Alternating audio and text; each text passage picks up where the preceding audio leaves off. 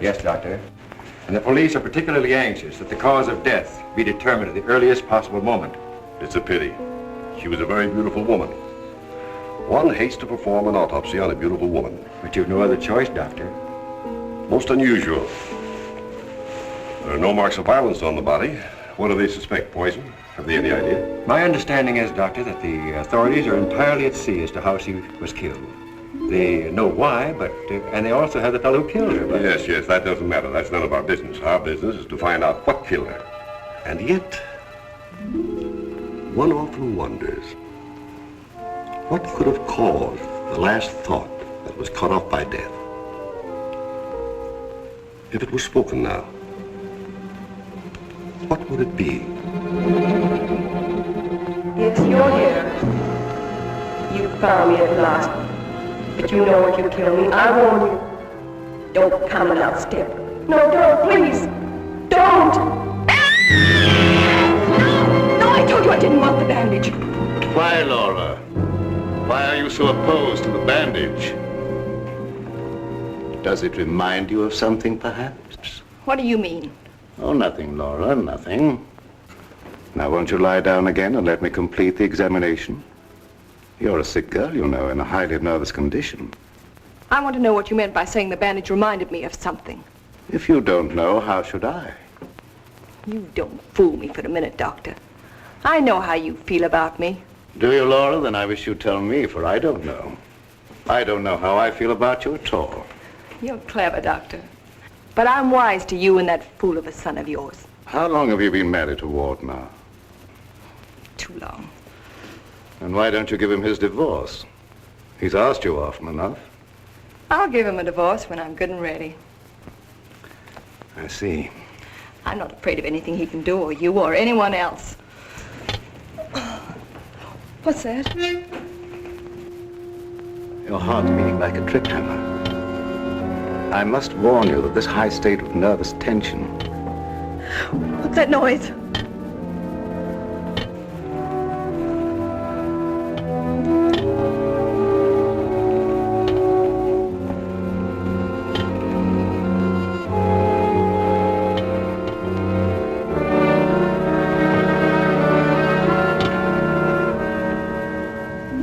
It's only a branch tapping against the window.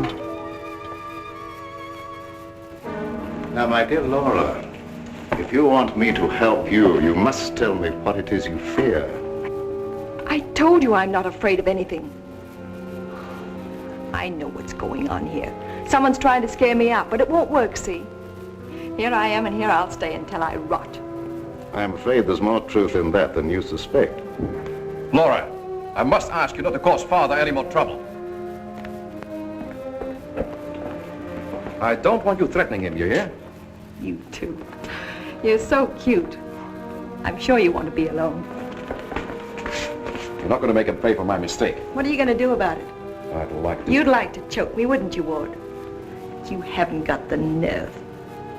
Here. This is the only thing you ever gave me. You can have it back. She's right. I gave her this when we were married. It's the only gift that ever passed between us. Ward, what do you propose to do about Laura? What can I do?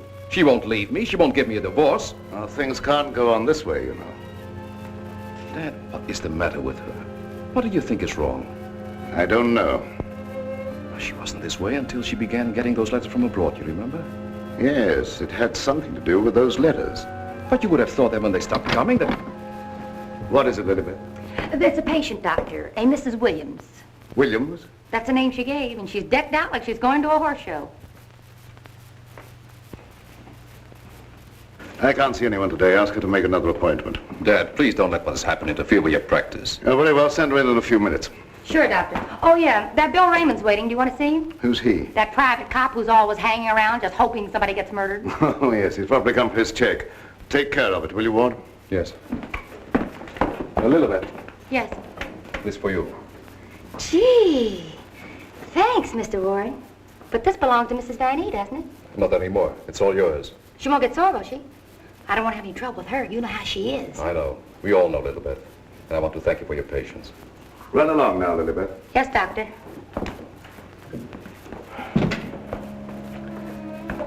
You made a fatal mistake, my boy, in marrying Laura. Yes, I know. But you don't suppose I'm going to stand for it forever, do you? No, I don't. And I don't think it will be necessary. Do you have a plan? I think it'll be better if you leave everything to me. From the day a mysterious caller came to see Dr. Van E. Oh, yes, I remember now, Mrs. Williams. I spoke to you this morning on the telephone. I'm sorry, but I can't tell you any more now than I told you then. Oh, naturally, Doctor. I did not mean to imply that there were any abnormal goings-on here. I assure you there is not, Mrs. Williams, nor will there be. Nevertheless, Doctor, the way you were described to me and the way your place was described to me, I am certain that I am in the right place. May I ask from whom you obtained these descriptions? From a friend, Doctor. A mutual friend. Lilybeth, the woman I love. Can't we be friends? Stop tracking your big flat feet after me wherever I go. I've got things to do. Oh, gee, it's wonderful just to see you around, busying yourself, the little housewife. I never knew the cop who didn't love to stand around and watch other people work. Mrs. Williams, it's obvious from your conversation that you've come into possession of certain facts concerning my past. I know of only one person who could have given you that information, and it was my belief, yes, even my hope. That person was dead. But let me say that even if that person were alive, I should not submit to blackmail from you or from anyone else. You show great courage, Doctor, for one in your unusual position. There has been no question of blackmail. I came here seeking your cooperation, which you have refused to give. So, let us call the matter closed. Thank you. Au revoir, Doctor.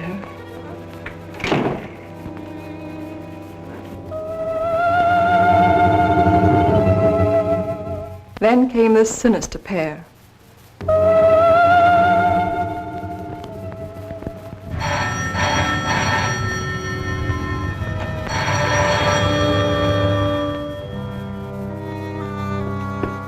My little guardian of the doorbell. If you had waited another second, Inigo and I should have kicked the door in. Yes, sir. Sir, there is an air of inquiry about you that immediately offends my deepest nature. There is something suggesting Scotland Yard, the French Sûreté, the Italian Carabinieri, the Turkish Polizei, and other minions of the law. In short, sir, I think you're a cop. Yeah, how'd you know? I believe I'm in the home of Dr. Joseph Van E. Yes, sir. I mean, sirs. Oh, do not be polite to Inigo. He's only offended by it. Run along, Inigo. Make yourself at home. We got a nice tree in the yard, but it ain't got no coconuts. Micinata, Tarossin, ja üle. Moi adoptiinaken, onsakannis, tihle is namustu. My little friend Inigo is deaf and dumb. He cannot hear and he cannot speak, but he reads the lips, and I would advise you to say nothing to annoy him. For his temper is short, indeed. This, I presume, is Dr. Van E.'s private office. Yes, sir. But I really should announce you. My dear girl, if I allowed myself to be announced, I doubt I would be received anywhere. I'm sorry, really I am, but the doctor won't see anybody without an appointment. Appointment? I have had an appointment with him these 20 years. He will see me. Doctor, someone's coming! My dear doctor, truthfully can it be said that your house is your castle, protected by your countless slaves? So it is you, Leonard. I was warned you might appear like one of your own illusions out of nowhere. My dear Joseph, you have not changed a bit. Have you met my friend, Mr. Raymond? Raymond? Oh, Raymond. No doubt a relative of the great magician of the same name. Mr. Raymond is our private patrol officer. He keeps an eye on the premises for us. And other comings and goings. A very good idea, my dear Joseph, to have a private bodyguard at your beck and call. Well, you fellas are old friends, I can see that. Oh, yes. Old friends. Well, then maybe you'd like to be alone to talk over old times. A very good suggestion. Thank you, Mr. Raymond. I won't be far away, Doc. Well, so long, Mr. Leonide. Don't pull any more little men out of your hat. Well, Leonard, what brings you to me after all this time? The long arm of coincidence, my dear Joseph. Simply the long arm of coincidence. Aren't you glad to see me again? No, I can't say that I am. You with your foreign background and I, what are we two in common? Always truthful, Cousin Joseph. As when we were young men. You might have said no and saved your career. But you prefer to tell the truth and ruin yourself. What do you want here, Leonard? A few days' hospitality, my dear Joseph. Nothing more. Is that too much for one cousin to ask of another? Remember, we agreed not to think of each other as cousins again, Leonard. Bygones, my dear Joseph. And I'm willing to forget. And I suggest that you do the same. You've grown older, Leonard, but there may be something in what you say. I'm not one to hold a grudge. But don't do anything that will make me regret my action. You have my promise. Now, if you will show me to my room. Oh, I should say, I have a traveling companion from whom I am inseparable. Who? Inigo, a dwarf, one of the little men. He became very much attached to me when he lost his master. You do not object? What good would that do? How true. Very well. You may have the room next to my daughter-in-law. I know you'll like that. Oh, yes. The lady, who I am told has an utmost horror of having your eyes blindfolded. A phobia of most interesting origin, I dare say. Something to think about. That night, my husband questioned Leonard about my past.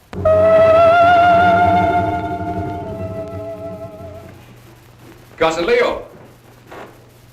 Oh, my dear Ward. How flattering that you remember me. Well, how could I ever forget you? What are you doing here? A chance visitor, my boy. I wanted to see the old homestead again. You've seen Father?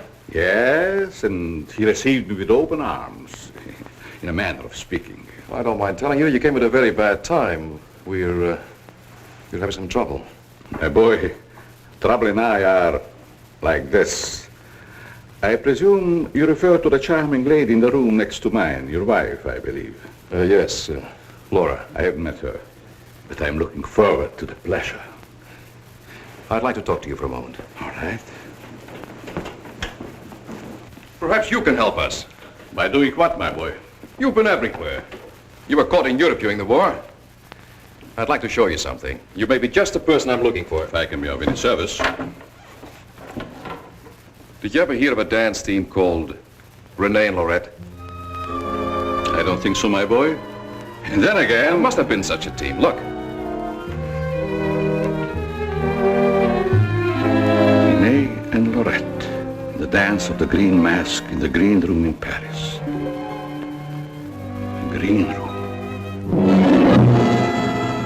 Yes?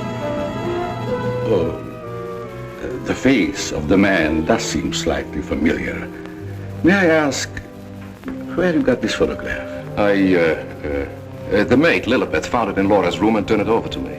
Oh, well, my boy, I'm afraid I can't help you. I played the green room on several occasions, but never with these people. In fact, I don't seem to remember them at all. And I appeared in many clubs during the occupation. I'm sure the girl behind the green mask in this picture is Laura. How can you be sure? Who can ever be sure what's behind the mask? If the people in this photograph could suddenly come to life. I'd like to know who the man is. It can be anyone, my friend. Anyone. In this makeup, it might be even I. I wish you wouldn't joke about it. This is very serious. Of course. But let us say you found out who the man in the photograph is. What then? I have an idea that if the man in this picture were to show up, I'd find out I wasn't married to Laura at all. Think over what I've asked you. It'll be to your advantage. Certainly, my boy. I will give it every consideration, and perhaps something will occur. Who knows?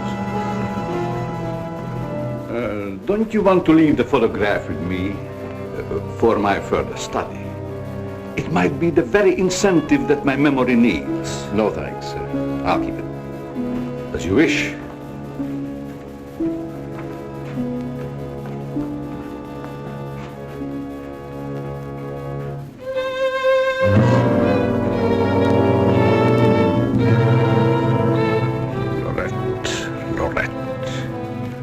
I'll make a bet the man in green will get you yet.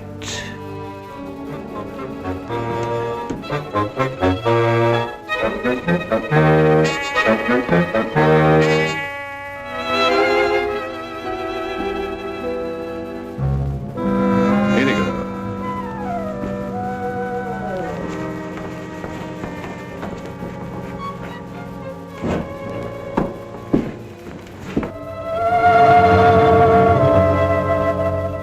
A gruesome surprise was in store for me the following morning.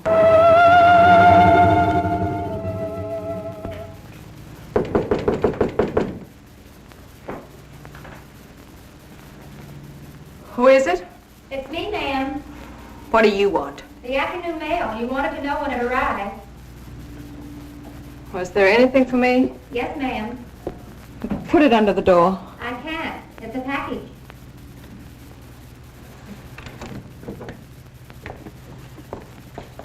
What's in it? I don't know. It's against postal regulations to open other people's mail. That's never stopped you before.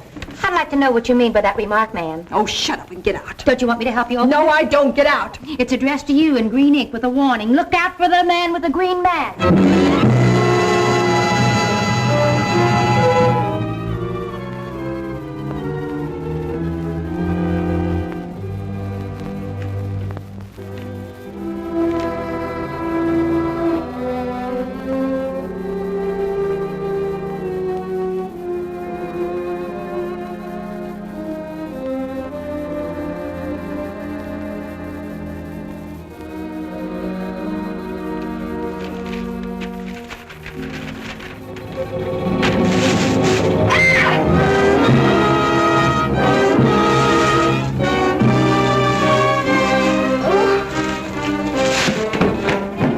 Ma'am, who done it? Which way did he go? Get out.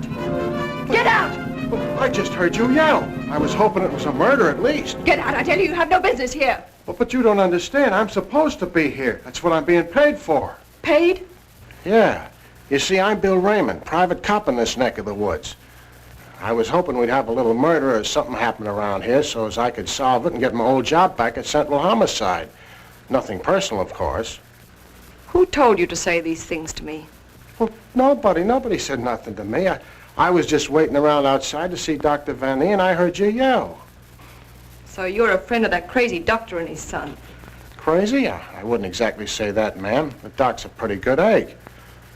You wouldn't want anyone to say you was crazy, even if you... You can go back and tell them I'm not afraid of being murdered by you or them or anyone else. No, I don't guess you are, ma'am. Still and all, if you was to get murdered and I was to find out who done it, it'd be kind of a break for me. That don't beast the kosher. I wouldn't say that to you, lady, even if I knew what it meant. Now will you get out?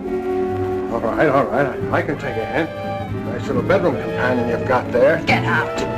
I'll go, but don't think I'll come running next time you yell. I'll know it's a fake.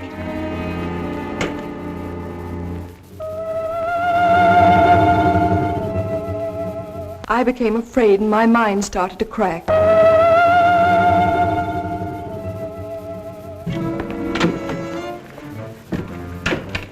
Lilybeth, my melancholy baby, where are you? Where'd you get that box? I don't know what you're talking about. You lying little snoop going through my things. What'd you do with the picture? Where is it? I didn't see it. That's the last time you put your hands on me. I'll give you one more chance and then I told you I don't know where the picture is and I don't know what you're talking about. It's been you all the time going through my things, opening my mail, rapping on my door at night. Now you're blaming me. I've never touched anything of yours. You've got my robe on now. Where'd you get that? I was just trying it on. Mr. Ward gave it to me. He said you didn't want it anymore. I'll tell you when there's something I don't want. Oh, shut up. It's only a dummy. A dummy? Where'd you get that thing? I suppose you're going to tell me you don't know anything about that either.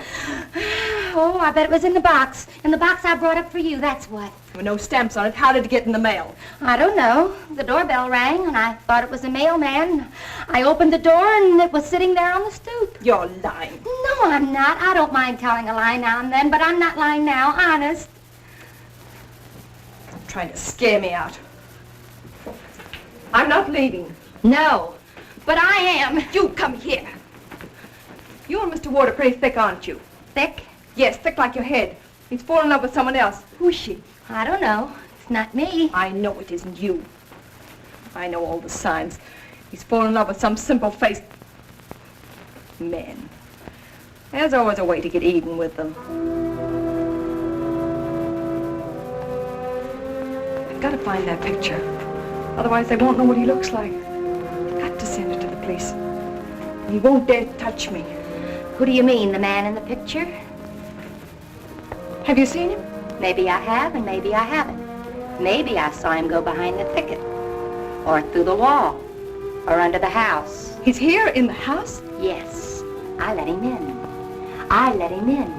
He was waiting outside to get you, Miss Laval. Miss Laval. There's nothing safe from your prying eyes, is there? You think you know everything, don't you? I know why you're afraid, and I know what you've done. No, I'm not so thick. I'm not as thick as you think I am, Miss Laval. That head's supposed to be you, kind of a calling card. I'll remind you that. Why, you...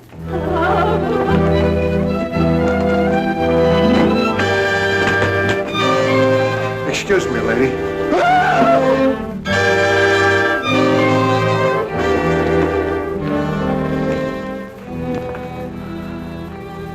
Oh, I'm afraid. I'm afraid. Where are you hiding?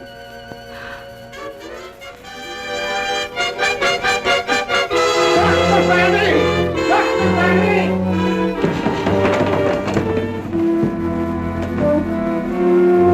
Dr. Fanny! Dr. Fanny! Doc. Fun is fun. But after all, there ain't nothing in my contract that says I gotta... Well, now I ask, is that anything to be playing football with? Where did you get that, Raymond? Miss Fanny chucked it at me like I was a pass receiver for a football team. And I'm all out of practice. Let me see it.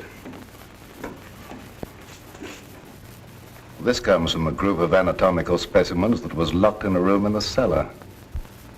How did you happen to get it? That's what I'm trying to tell you. There I was, outside her door, strictly minding my own business, understand? Listening at the keyhole. I don't think that belongs in the realm of your duties, Raymond. But, Doc, there were screams inside. You gotta admit it's within the longitude of my profession to make with an investigatory reaction thereto. What am I saying?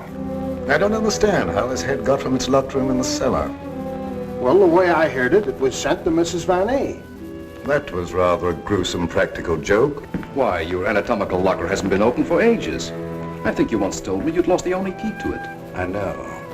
There is no key to my knowledge. Why, that thing didn't walk out of the room by itself. Hardly. Doc, I'm worried. What about, Raymond? Well, now, take this head business. The whole thing don't seem hardly serious to me. I think that if it's all the same to you, I better be checking along to other duties. You're not afraid, are you, Raymond? Who, me? Scared? It's just that I don't think that there's going to be any murder here done after all. That's too bad. Well, it's not your fault, I guess. It's just not my lucky day, that's all. Thank you, Lilibeth. Oh, Miss Lilibeth, have you a little more coffee in the kitchen? What happened to the 3 gallons I already gave you today? Lilibeth, what you need is a good, strong, steady man. Who is always hanging around, tracking up my floors and things. What's that on your shoe? Looks like cobwebs from out of the cellar. What were you doing in the basement? It could have been the attic. Bill Raymond, you're holding out on me. What are you up to? Up to? Yes. Who asked you to go poking around in the cellar? It was in performance of my duty. What duty? What did you find? Absolutely nothing. That's what makes me so disgusted. Too bad about you. You know, Lilibeth, I think somebody around here is just kidding. They don't mean business at all. Why don't you just wait around and see? Say, if you got any inside dope, I wish you'd tip me off. If I'm ever going to get back to Central and prove I'm a good detective, I gotta have some clues.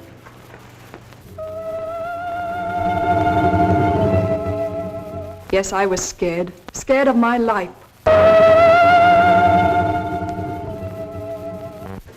I expected big things of that ghoulish-looking guy, but he ain't delivered neither. I should say, in a way, you were entitled to expect big things from him.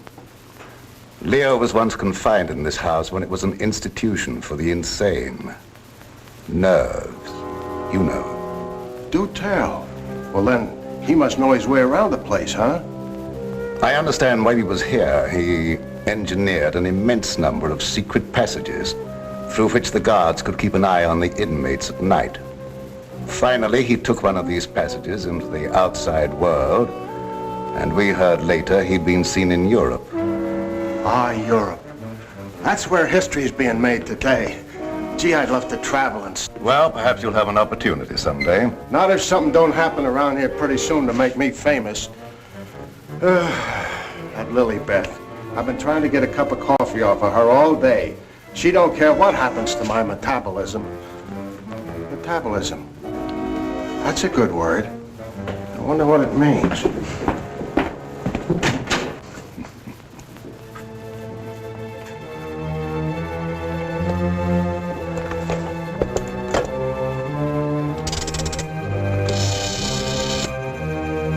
Operator, I want the police right away.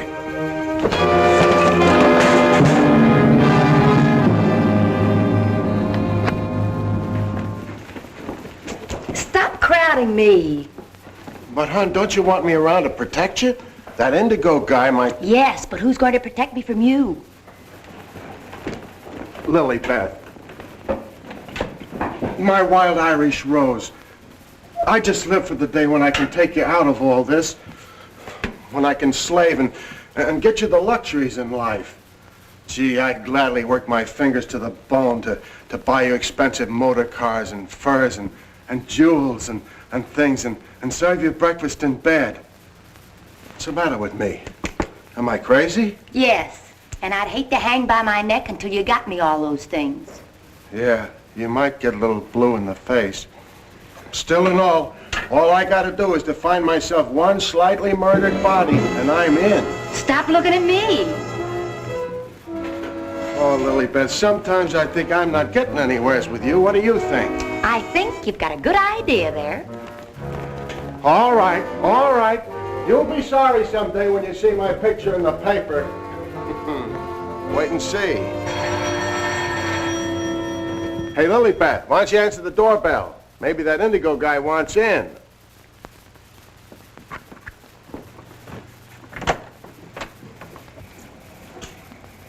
The doctor ain't home. You'll have to call some other time. Don't be silly. Don't say I didn't tell you. Close the door on your way out. Hey, wait a minute. Well, if it isn't Bull Raymond. Shh, Terry. You trying to ruin me? Ruin him. Come here, Bull. Meet Miss Cornell. How do you do, I'm sure. Likewise. How do you happen to be out with him? Cute, darling, don't you think? Flat at both ends, head and feet. You've heard me speak of him. Bull Raymond. Bill Raymond, if you please. Mr. Terry Lee, you so-called reporter. How do you happen to be out with a dish like this? Jane Cornell. Good for dull days in a man's life. Mr. Raymond. Oh, yeah, I remember. Terry told me about the time you shot up the dressmaker's dummy. Huh? Yeah, he said you closed in on what you thought was the murderer, but it turned out to be the dressmaker's dummy and you shot it full of holes while the real murderer got away. My pal. So this is where you've been hiding after they kicked you out for that fiasco, huh? Bull Bill, I mean? What are you doing here? Can't a man rehabilitate himself in peace? Here I come, looking for an honest crime around here so I can solve it and get myself back to Central. And you come along and... Where's the body, Bull? Bill? There ain't no body. That's the trouble. No, let's keep it friendly. Friendly? What do you mean? Let's have it. Who killed who and why? Are you kidding? Did somebody get knocked off around here? Look, I don't like to be kidded either. Where's it hidden, Sherlock? Oh, Terry, you've been on the police beat so long that... Now listen, Bill, you know me well enough to know I wouldn't come out here just for the ride. Not when I could be, It just so happens there was a call to the police. Came from out here. And I happened to be there when it came through. Miss Cornell happens to be the operator. So she tipped me off. Told me the line had gone dead. So I smelled the story, and here I am for an exclusive. You see what I mean? What's in there? Well, that's the doctor's consulting room, but there ain't nobody in there. I've been standing here for quite a spell. Open it up. Let's take a look. That's funny. The lights in here ain't almost never out. In you go. Never do that. I could get killed that way. Is that bad?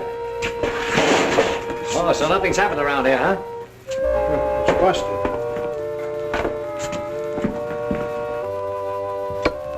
There, see?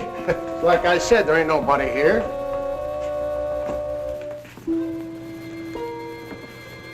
Hey, cut it out, will you? You're making me dizzy. Well, sure, somebody stumbled over it and pulled it out of the wall. Could happen anywheres.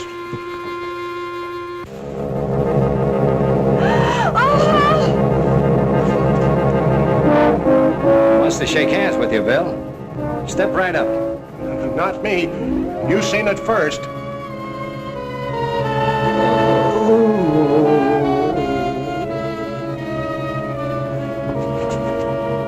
Doc! Raymond, did you try and kill me? Oh, why, Doc? Why should I do that? You ain't paid me for last month yet. How long you been here? Now, let me see. I was going to make a telephone call when... Somebody conked your hand, Doctor? Then ripped the telephone wire out? Yes, I imagine that is about what happened. Who are these people? Well, they're all right, Doc. This is Terry Lee and Miss Cornell from the Times. We don't want any reporters here. Nothing's happened. Look, Doctor, nobody ever wants reporters, but then something happens and there they are. But nothing has happened. I fell and hurt my head. Oh, I see. Then you got up again, put yourself on the table, and got all nice and pretty in that shroud there. You won't get any story here. And now, if you'll excuse me, I have some work to do. Doctor, do you mind if we stick around for a while, seeing that nothing's happened? Well, why not?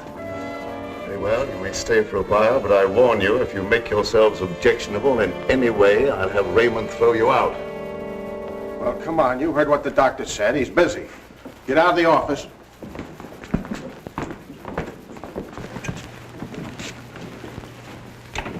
Probably a pretty nice guy, caught in a tough spot. That's the way I see it. You wouldn't want me to tell him you got kicked out of homicide, would you, Bill, old boy? Oh, Terry, you're my pal. You know that, don't you? Would I kick you out? You would if you could, Bill. Now, why can't we have a little talk, quiet like? Well, if you just follow me in the parlor over here. Oh, me too, darling, me too. Darling knows everything about everyone, and that's how I learned. Did that? I just sit at his feet and listen. Yeah? Baby, I'm going to miss you an awful lot when I grow tired of you. Now, remember, you're just going to listen. Well, of course, darling. What else do I do when I'm with you? Sit down. Now, as I remember it, there was a singer at the Click Club who called herself Flora Laval. Didn't she marry young Ward Vanny a couple of years ago? I don't know nothing about it. Oh, yes, you do. It was just about the same time that you had that affair with the dressmaker's dummy. Oh, yeah. Now I remember, Terry. You're right. She was down to the Click Club, and it was her that married Ward. Wasn't that on a bet of some kind? Well, there was a party going on, and somebody dared Ward to ask the singer to marry him, and he thought at the time it was a good gag, and he went along with it. That's right. He got pretty high and then popped the question at her. How romantic. I just love that. Hush, dear. Listen. Well, that's how it happened anyway. Ward woke up the next morning and found himself married solid. He'd asked her, and she'd snapped him up. Oh, and they lived snappily ever after. I don't care. I think it was sweet. Darling, couldn't I get you high sometime and... Sweetheart, have you ever heard the old saying about little girls? What's that? Little girls should be seen and not heard. Now go on, powder your nose. All right. I think I'll be shoving along, too. Now, wait a minute. We're just getting started. We were talking about a singer who called herself Laura Laval. Pushed away into this house for good reasons of her own. Gentlemen, I beg your pardon. I must tell you frankly, I have been eavesdropping. Professor Leonard, this is a reunion. My boy, you must forgive me. You seem to remember me, but I do not recollect you. When was it? What was it? Oh, Professor, it was a long time ago, and I was a kid up in the balcony in Albany. Yes? When you brought down the house with great feats of legerdemain. Oh. You remember, Professor? That was the night that the box office receipts disappeared, just like magic. Part of the act, my boy. Just a part of the act. It's a pleasure to meet one of my youthful admirers. Terry Lee of the Central City Times. Oh, the press. Well, it's nice to have known you. Wait a minute, Professor. What's your hurry? Are you afraid I might bring up the subject of those certain unfortunate recent connections of yours? Shut in the dark, my boy, I'm sure. And I will ignore it.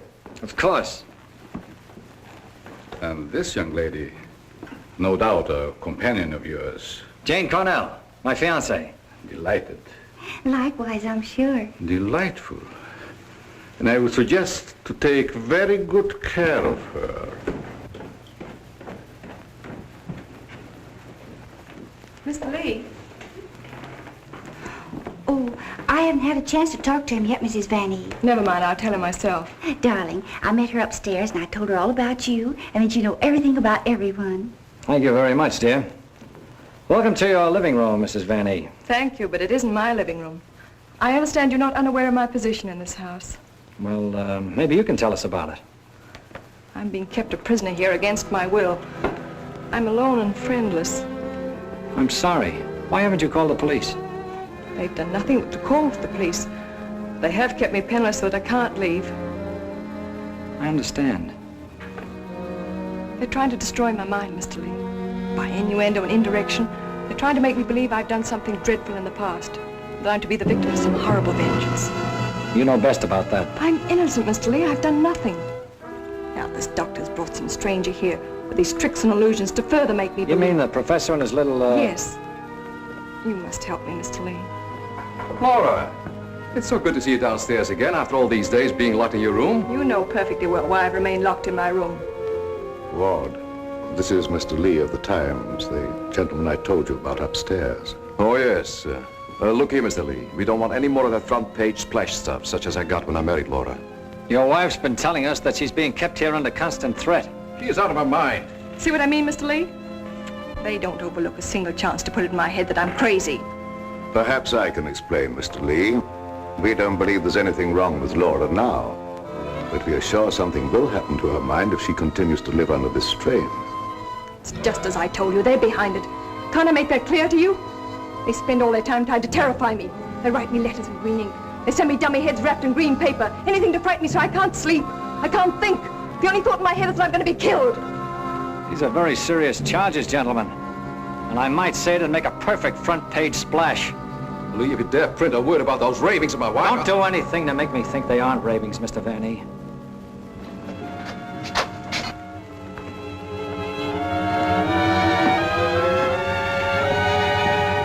He said to put the blindfold on, and you will know the truth. No!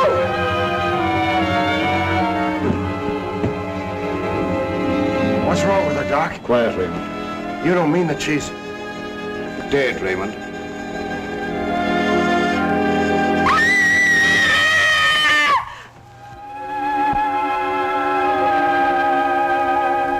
Then I knew that he was here.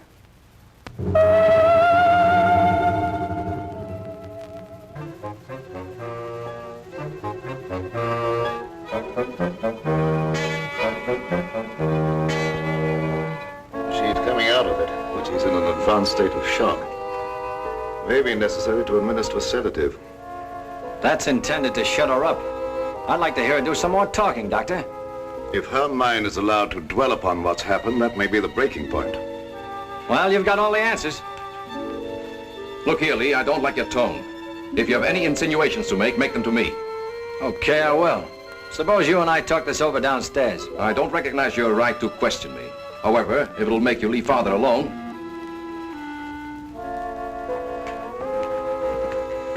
Bill, fix yourself a chair right outside the door and don't leave until I get back.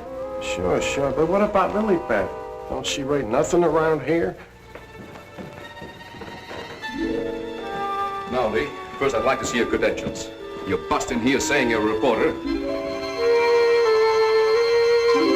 That's the old turn the tables gag, Vanny, but if it'll make you any happier, take a look. All right, you're a reporter. But I still don't understand how you and the young lady got the news about our troubles. Do you really believe that story, Lee? Do you, in your right senses, really believe that we are keeping Laura a prisoner here? That's what the lady says. She said that... Nonsense. Nothing would please me more than if she got out. Look, I don't get any of this stuff, Vanny, but there's a tricky deal going on around here, and I intend to sit in on it. Too bad I can't flash the city desk to make ready for a front-page replay. Yes, isn't it? Either your wife is the victim of a well-plotted program of persecution calculated to drive her insane, or she's the witch you say she is. You're the fellow with the nose for news. What does it tell you? It tells me that right now I'd like to know where your disappearing relative is.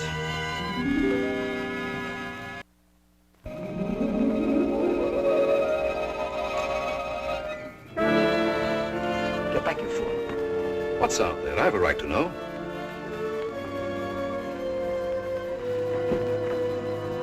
Don't see anything. What was it? It isn't possible. It isn't possible, of course. What do you see out there, Lee? I've had enough of this. Come on. Are you nervous, Miss Cornell? Oh, no. I think it's very exciting. Well, Professor, I thought I just saw you outside baying at the moon. You disturb her sleep. Child. Where have you been? How will you start acting normally for a change? You're bringing suspicion upon all of us. I, my boy? What have I done? Suppose you tell us. Has no one arranged to silence you yet, Mr. Lee? What a pity. I don't silence very easy, Professor, and it'd take a lot more than what you've done to her. Do you suggest that I had a hand in that poor girl's unfortunate demise?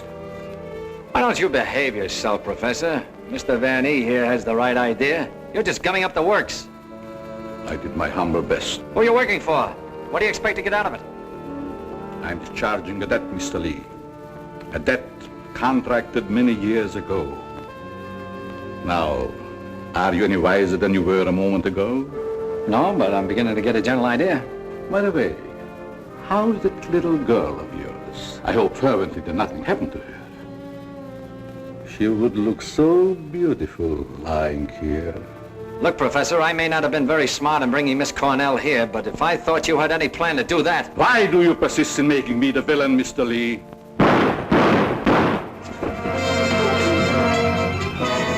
Now we will let you be the witness, Mr. Lee. I am here. The sounds came from upstairs, right? Always reliable. Now what do you rehearse? In there, Terry! In there! It's murder!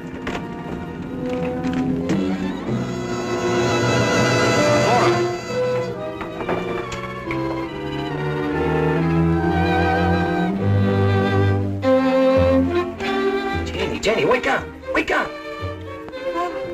Oh, Terry. Tell me, what happened? Oh, Terry, darling. Let me think. Everything went black and... Yes? Then it started to talk. What started to talk? I don't know. Oh, that thing. Now look, let's get back to the beginning. I left you here with Dr. Van E. Yeah, and then he gave Mrs. Van E a shot with a long needle. Never mind that. All right. Then he said, would I sit with Mrs. Van E? Okay. Where is she now? Who? Mrs. Van E. Where did she go? That's just what I asked you, Janie. Well, she was right here. Then Dr. Van E went out. Then what happened? Well, then Bill Raymond came in. Oh, that's great. The two of you in the same room at the same time. How did you communicate with each other? Sign language? Oh, I don't care. All you do is make fun of me. I didn't ask to come to this, whatever it is. Oh, yes, you did, dear. Don't you remember? You said you wanted to see what the life of a reporter was like.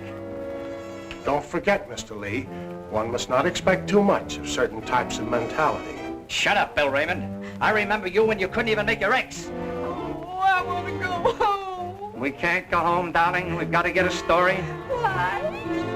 You don't understand. Yes, I do. Why do we have to get the story? Who cares? Oh, she's got you there. All right. Now you tell me, what happened to you? Me? Oh, well, you said to stay outside the door, and I pulled up a chair. That's right. She was inside the door and you were outside.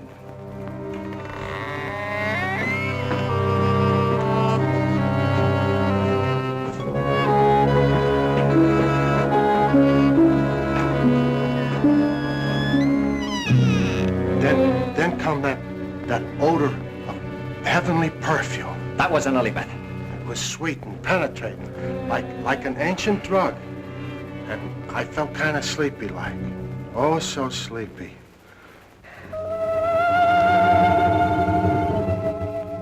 At last, he had me under his power.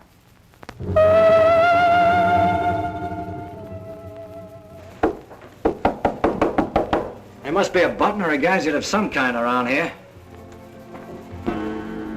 2 o'clock, almost deadline for the 9 o'clock final. Oh, Terry, what makes you think there's anything behind them walls? I've got a sneaking suspicion that the professor uses them for a disappearing act. I wish Lily Beth was here to make me a cup of coffee.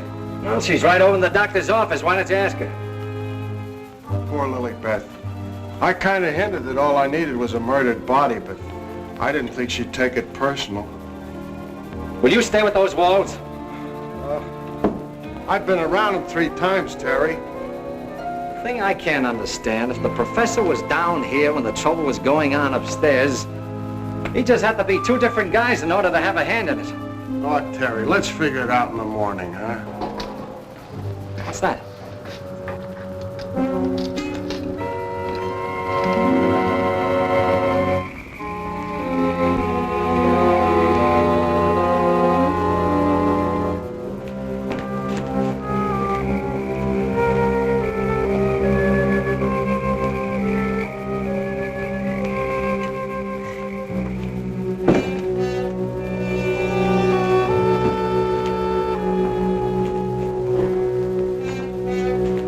Wake up.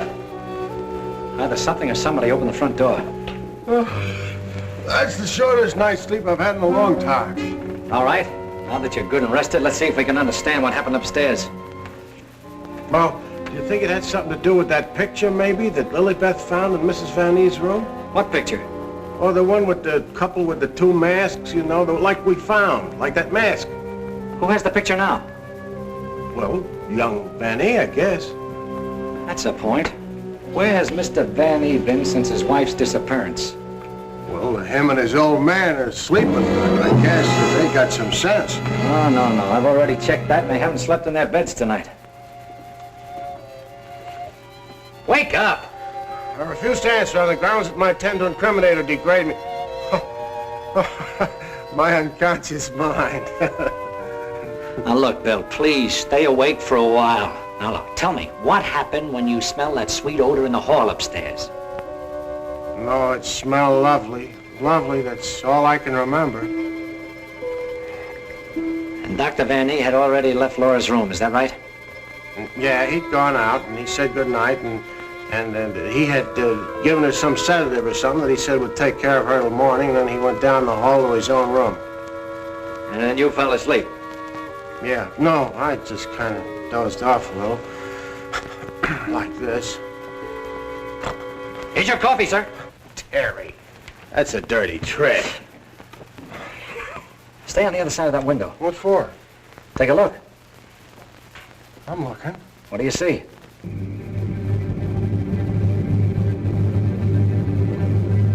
Why, it's Professor Leonard. You think so? Come on, get outside. Who, me? Yes, you. I can't go out there with Jane in here. Well, why can't I stay inside and watch and you go outside? Oh, that's great. You watch the way you did upstairs. Now, do you want that guy to get away? Yes. Standing there shaking in your boots. Aren't you ashamed of yourself? No. Well, you should be. Go on, Bill. This is your one chance to rehabilitate yourself. Wished I'd never even heard of the word.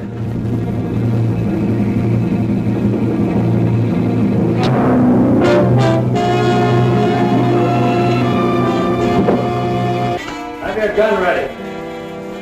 What good is a gun against what's going on around here? Lilybeth! Gee, this ain't natural. Who are you talking to? The woman I loved. Poor little angel. Try and speak to me. She can't hear you.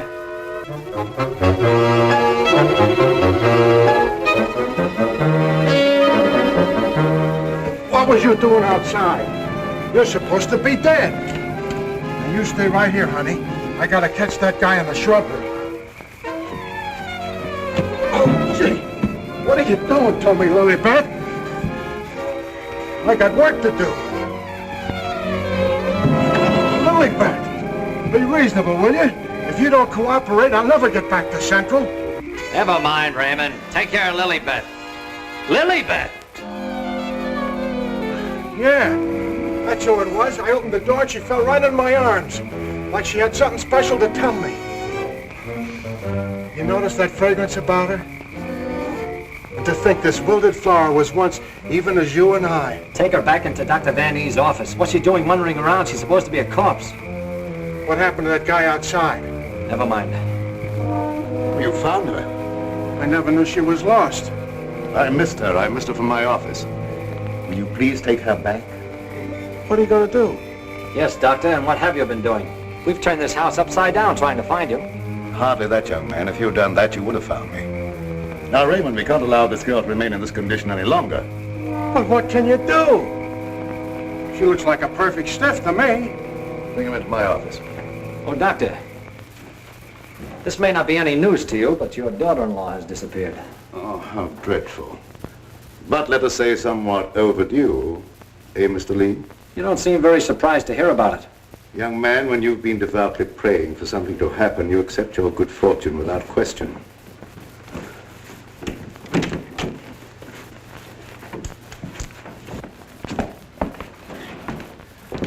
We thought that probably you might be able to throw some light on the subject. That's right, Raymond. Leave her there. There's absolutely nothing wrong with her. Huh? And you mean I've been pining away for nothing? She was put in a deep hypnotic sleep, that's all. But why? Why, Doc? Who done it? It was done so that she would obey certain orders that were transmitted to her. If that's true, then why did you declare her dead? I had my own good reasons. Would you give me one reason why you like to go around getting hit on the head? That must become a little monotonous. Mr. Lee, are you sure that you saw what you thought you saw? Well, I'm not blind. I might be getting a little dizzy in this madhouse.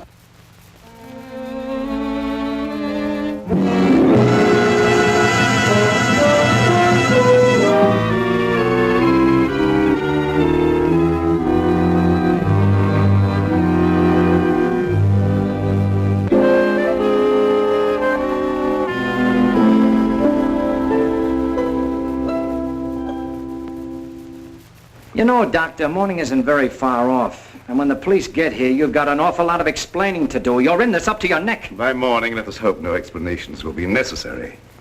Everything will have explained itself. Poor little sleeping beauty. Do you suppose someone thought she looked weak-minded and picked her out to carry out his commands? That's not always the case, Raymond. If Lee and I were here, we could settle this case very quickly. Gentlemen, it is my peculiar misfortune to always be in a position where I may eavesdrop. How can I be of service, Cousin Joseph? Oh, Professor. Ask me no questions, my friend, and I will tell you no lies. Leonard, you could undo certain mischief that has been done this girl. I know you can help if you will. I could, my dear Joseph. But I will not bring down the wrath of the unknown madman who is loose about these premises. It is a matter of self-preservation, and I had nothing to do with hypnotizing this girl. I have an idea that she may have already carried out the unknown's orders and that he no longer needs her. Nevertheless, my dear Joseph, you must excuse me. Just a minute, Professor. I wonder what would happen, Professor, if in connection with your sudden reappearance here, somebody dug up the old story of why you swindled Dr. Van E. and then ran off and let him take the rap. I will not be blackmailed, Mr. Lee. And I observe again that you're a young man who knows too much for his own good. And I would also like to know where you obtained all this information. You're extremely young to have your fingertips on events of 20 years ago. I have a memory like an elephant. I never forget something once I hear it. I'm a sharpie, Professor, as every one of you will admit before morning. Now, Doctor, I'd like to bore you with a few questions. I wouldn't mind, young man, if you had the slightest idea of what you were looking for. Maybe if we start back to the time around midnight, when you administered what you call a sedative to your daughter-in-law. Are you inferring that I had anything to do with Laura's disappearance? Why do you keep evading the issue, Doctor? You know you'll have to confess when the police get here anyway. I would remind you, young man, that you're making a direct accusation, and I refuse to answer. Look, I want the facts and I want them now. Let's cut out the mulberry bush routine. Listen, Bill, you're supposed to be a cop and you want to get back to homicide. Help me make the doctor loosen up. He knows a lot more than he's telling. Well, sure, I'll help Terry, but first let's get Lilybeth out of this. Maybe she can tell us something. Yes, Mr. Lee, it seems to me that you're not too anxious to have Lilybeth restored to consciousness.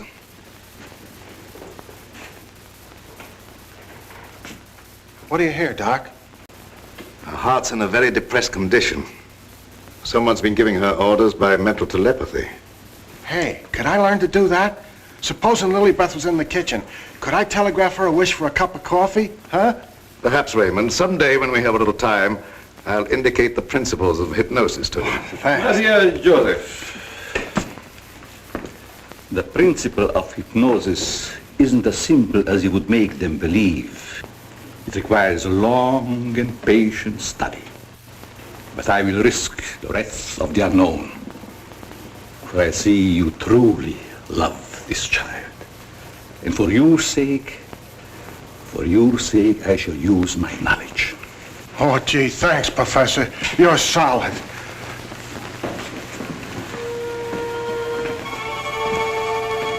Och då jag fick melletten att flächen var fyrfilletten till världen och söt i här.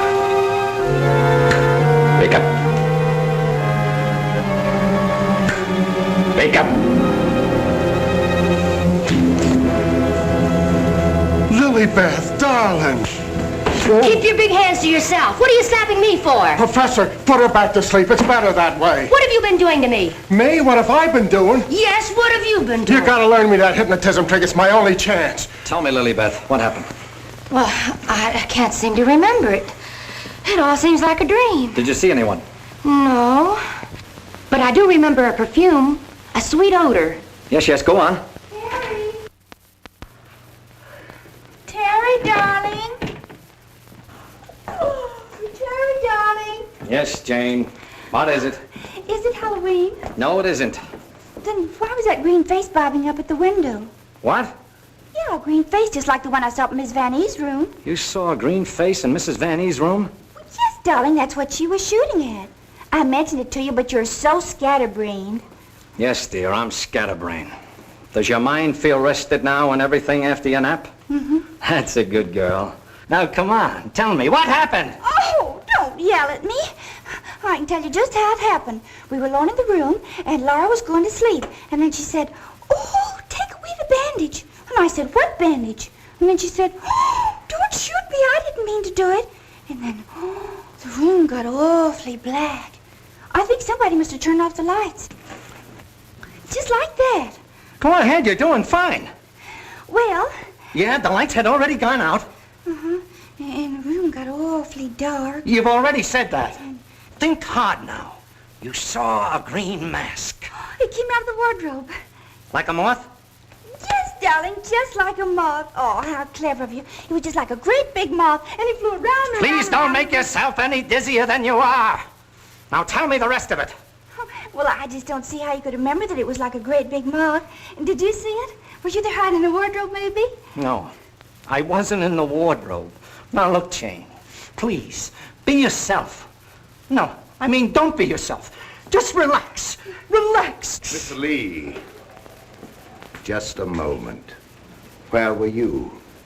Were you upstairs? No, I was down here talking with your son. And by the way, where is he? Here I am, Mr. Lee. What can I do for you? Will you stop it? Yes, I was listening outside the door. You haven't answered my father's question yet. Oh, come on, take it easy, take it easy. Maybe you can tell us where you've been, Mr. Vanny. Of course you don't know anything about your wife's whereabouts. Oh, go on, tell him where she is. I want to go home. I'm hungry. Quiet, everybody, quiet! Laura! Don't. No, don't. Don't.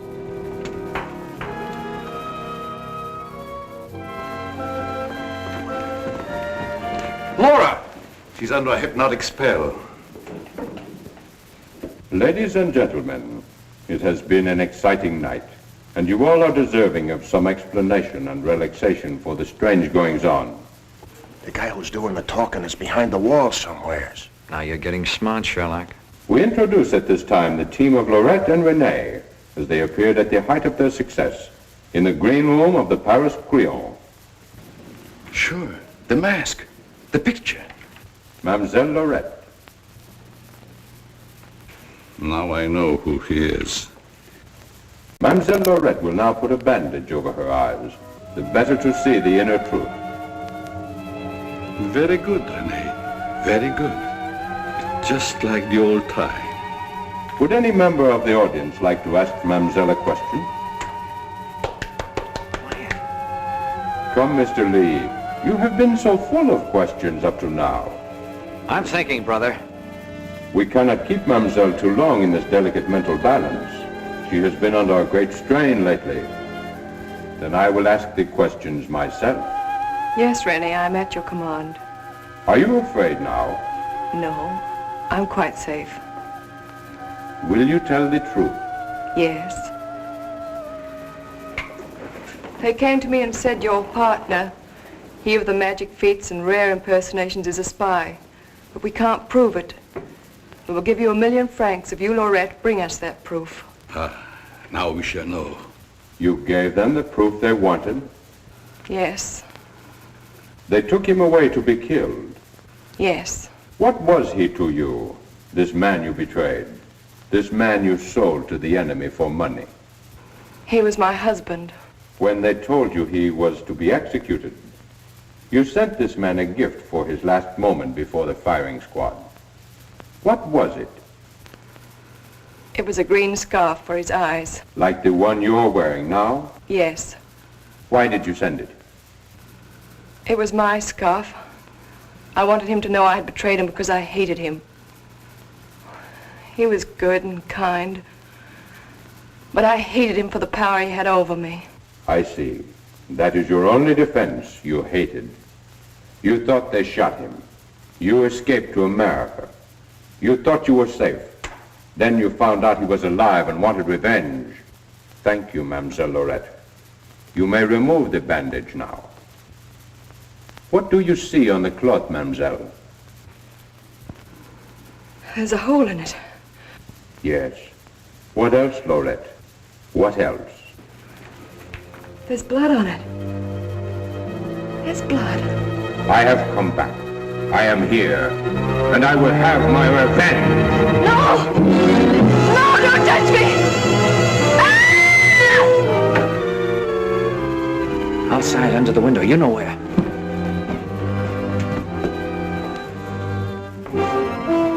Yes, he had his revenge. She's been living in mortal terror that he'd find her. Just a minute, lady. You ain't going nowheres. Well, if it ain't Mrs. Williams, come along with me. Come on. You want me to slug you? Get inside. Hey, Terry, come here. get a load of this. There's your man.